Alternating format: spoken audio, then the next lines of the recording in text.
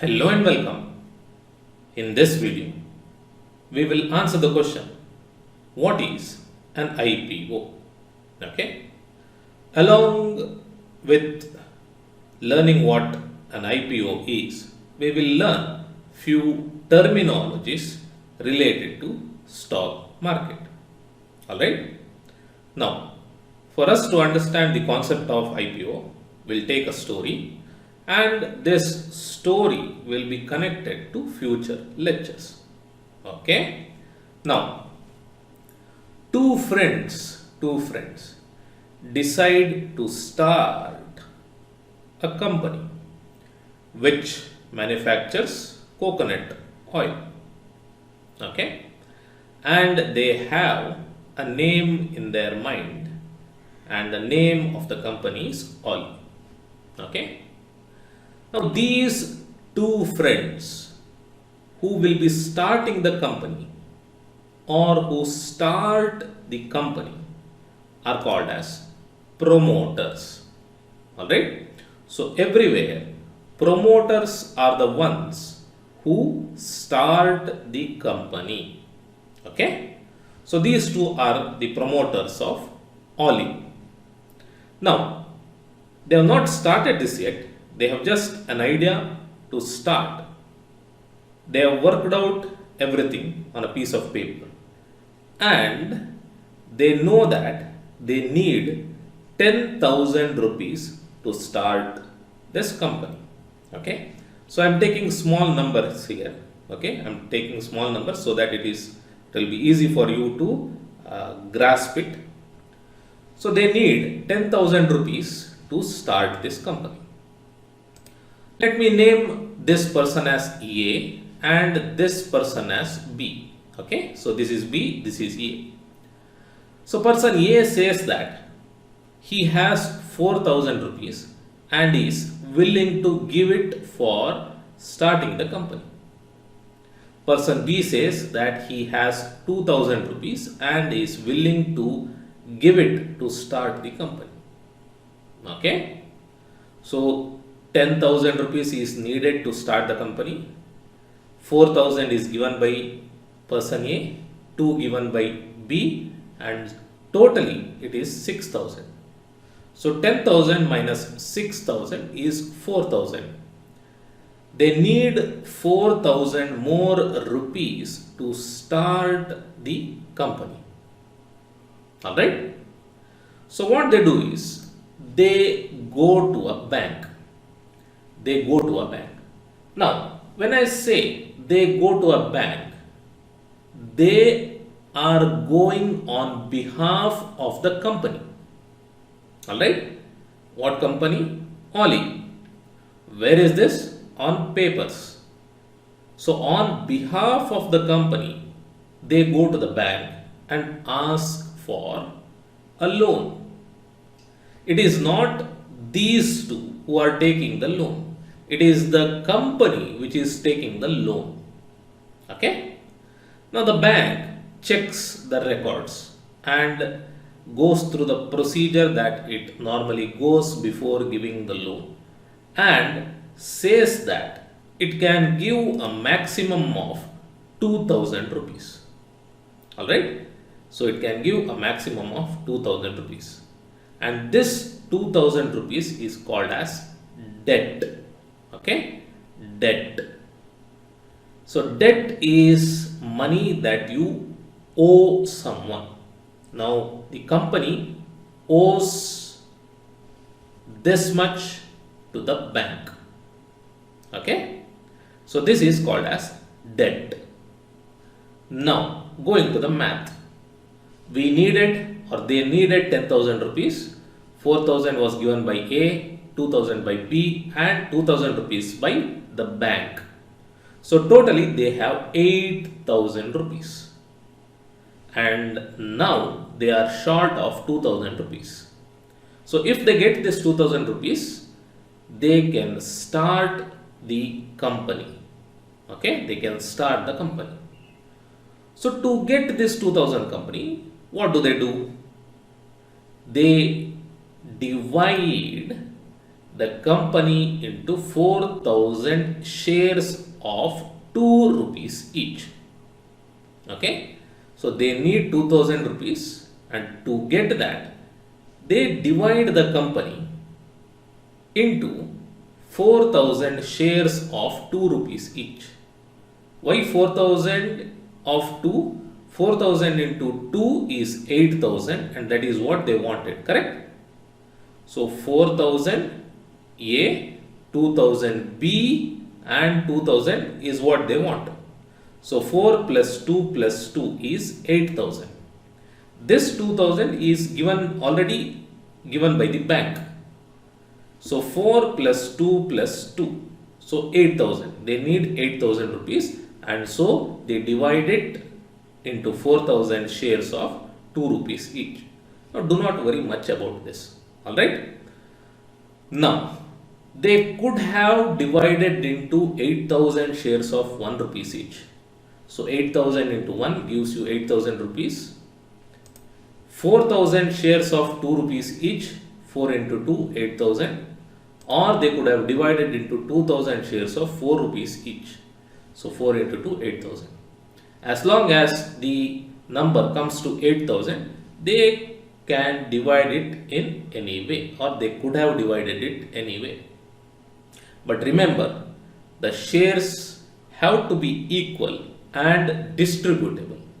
That means they cannot just distribute into 2,346 shares, or 4,394 shares, or 8,434 shares. No, it doesn't work like that. Okay, they have to be equal and distributable. It must be distributable amongst the public, correct? Now, once again, do not worry too much about this. Just know that they divide the company into 4,000 shares of 2,000 rupees each. Alright. Now, as A has given 4,000 rupees for the company, and as B has given 2,000 rupees for the company, A decides to keep 4,000 rupees worth of share to himself, and B decides to keep 2,000 rupees worth of shares to himself. So it is 2,000 shares and 1,000 shares. So out of the 4,000 shares, 2,000 shares are kept by A to himself, and out of that 4,000 shares, 1,000 shares are kept by B to himself. Alright? And now the remaining 1,000 shares is given to the public, which they can buy at the price of 2 rupees each. And the public buys it, and they get 2,000 rupees, and they start the company. Okay? Now, this happens in secondary market. So there are two types of market: primary market and secondary market. We'll learn about this in the next video. But know that when the company offers to sell shares of the stock to the public for the first time, then it is called as an IPO. An IPO is the first time a company issues shares to the public. Alright? Now, when I say public, it is not people like me and you. We'll learn about this concept later. Okay? Now, this is when a private company decides to go public. Okay? IPO means that a company's ownership is transitioning from private to public. Okay? So, previously it was private ownership. That means only the two brothers owned the company, and now it is transitioning into public. That means public can also be the owners of the company. Okay, and for this reason, the IPO process is sometimes referred to as going public. Okay, going public. And when the company offers its share for the very first time, we call it as initial public offering. Alright, initial public offering. So we will learn about the markets in the next video. Do not worry too much about this. Alright, so this is an IPO. What is an IPO? IPO is when the company issues shares to the public for the very first time. It happens only once. Okay, it happens only once. Alright, yes. Now, we will learn few more terminologies related to the stock market. Okay. We have something called as shareholding. Very simple. Alright, very simple concept. Out of 100% of shares, how much is 100%? 4,000 shares. Out of 4,000 shares, 25% of the shares is held by public and 25% is the public shareholding. So 25% means 1,000 shares. So 1,000 shares are available to the public. Okay, and out of the 4,000 shares, 3,000 shares are held by promoters. Who are the promoters? A and B, the two friends. Okay, or 75% is the promoter shareholding. Okay, now there is no difference between the shares held by the public or the promoter. It is one and the same. But since promoters have more percentage of shares, they own more of the company. Okay, they have a greater say in the company. They have greater stake in the company. Alright, apart from that, everything is same. Okay, now this 25% and 75% is only for our example of this video. Alright, this can be different and this can be different. Every company has different percentage of public and promoter shareholding. This is only for this example. Okay. Next, we have debt equity ratio or debt to equity ratio. Now, to understand debt to equity ratio, we must know the capital structure of the company. So, capital structure of the company is 10,000 or 10,000 is the capital of the company, correct? Our example, 10,000 rupees. And out of 10,000 rupees, equity is 8,000 rupees.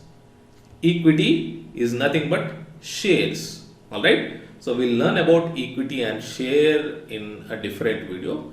Do not think too much about this, but just know that equity is like share. It is not is equal to share.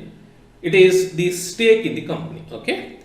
So 8,000 rupees is the equity and debt is 2,000 rupees. Alright. Or how much the company owes to the bank is 2,000 rupees. How much the company doesn't owe to anyone is 8,000 rupees out of 10,000 rupees. Okay, or how much money is, or how much money of the company is of the owners is equity. Okay, now 2,000 to 8,000 is the debt equity ratio. 2,000 is debt, 8,000 is equity. Alright. Now, if you simplify this, it is 1,000 to 4,000. If you simplify this, it is 1:4. Alright. So this is the debt equity ratio. And by debt equity ratio, by knowing it, we can know how risky the company is. Okay, how risky the company is. So we'll learn about the debt equity ratio in a different video, but I want you to know what it is. Okay. Now, if the company's equity was 5,000 rupees and the debt was 5,000 rupees, then debt equity ratio would have been 1:1. Whereas if equity was rupees 2,000 and debt was rupees 8,000, then the debt is more and the debt to equity ratio would have been 4:1. Alright? Yes. So we'll use this while reading the financial statement. Okay? When we start learning about reading financial statements, we'll learn to use this. Okay? Yes. So I hope you have understood the concept of an IPO and what the debt to equity ratio is and also what is shareholding. Alright. In the next video, we'll learn what the markets are and then proceed to learn few more terminologies of the stock market. Okay. So I'll see you in the next video. Till then, take care and thank you for watching.